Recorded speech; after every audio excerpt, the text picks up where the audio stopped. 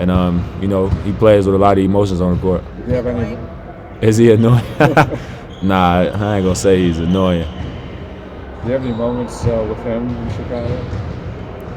Yeah, I mean, I worked out with him this past summer, past couple summers a little bit. We kind of had the same trainer, and yeah, you know, when I was with Toronto, we used to go up to LA and we'd go up to LA in the summertime, and we'd scrimmage against different guys. And when he was with the Clippers, we scrimmaged against him, and you know, I had my time with him. But you know, for me, he's just like an older guy from the city, you know, who then already, you know, did a lot of stuff, and you know, I just look to him, you know, sometimes for advice and, you know, just to help me, you know, grow as an NBA player, since, you know, he didn't already, you know, experience a lot of stuff. Did you talk to him much before you made the league, like when you were kind of bouncing between teams overseas? Did he kind of, because I know he went overseas at one point and kind of experienced that as well. I mean, not really, but like I said, I just knew him. We got a lot of mutual friends, and you know, I would just see him, and you know, I watched his journey.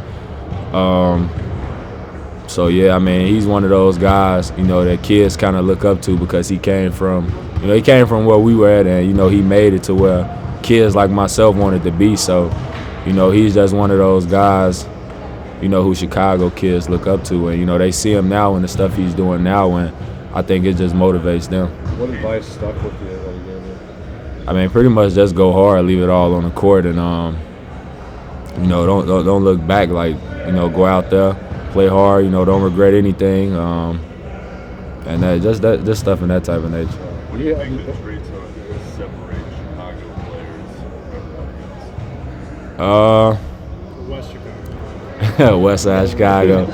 Nah, I mean, KD kind of summed it up in his post-game interview last game. I mean, just where we grew up at, and you know, the circumstances that, you know, we were faced with. You know, a lot of people probably go through a lot of the same stuff, but you know, us just being from Chicago, it got that.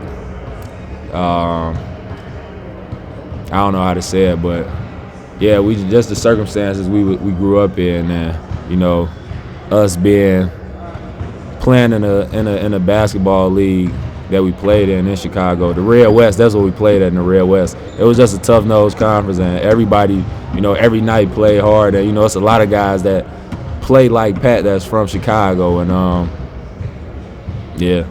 Kevin What's just your most apologized for running his mouth and getting himself kicked out of the game. How does he avoid doing that tonight? Just not letting Pat get under his skin.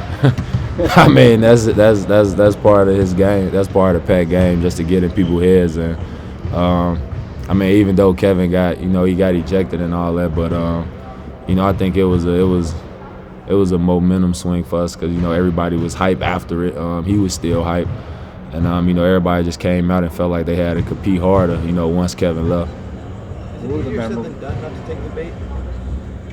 It is easier said than done, just because, you know, you being a competitor, and you know, people talk smack all the time, but like, you know, when it's constant, you want to say something back, but you know, it's just hard not to say something back. But you just gotta look at the big picture. I mean, you don't want to get too many texts and stuff like that. So it's really just a mindset thing. You just gotta really lock in on not trying to fall for the bait. It seemed like Kevin was smiling after some of those encounters. Is there a part of it that is kind of fun to engage?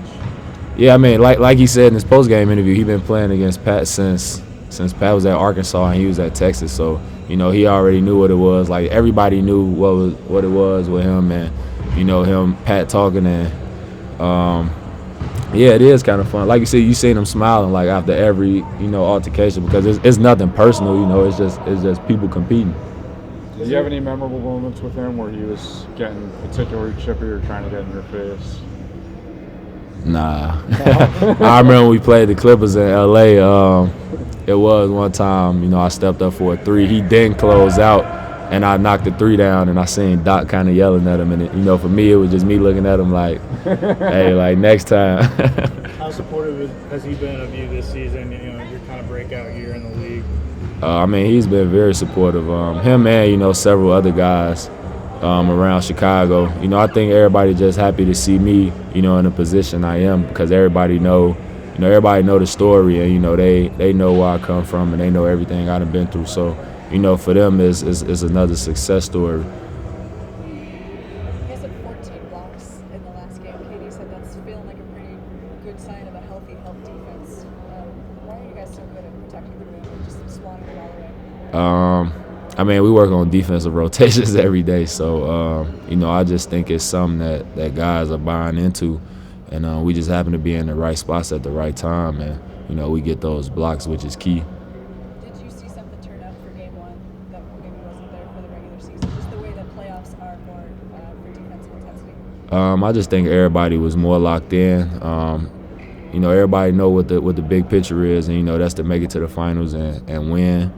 And you know, I just think guys, you know, put everything, you know, that everybody puts everything that they got going on outside of this to the side, and you know, just lock in more and focus more, and you know, just come in and you know, work. Chicago. What's Bob? Not too much. Cool.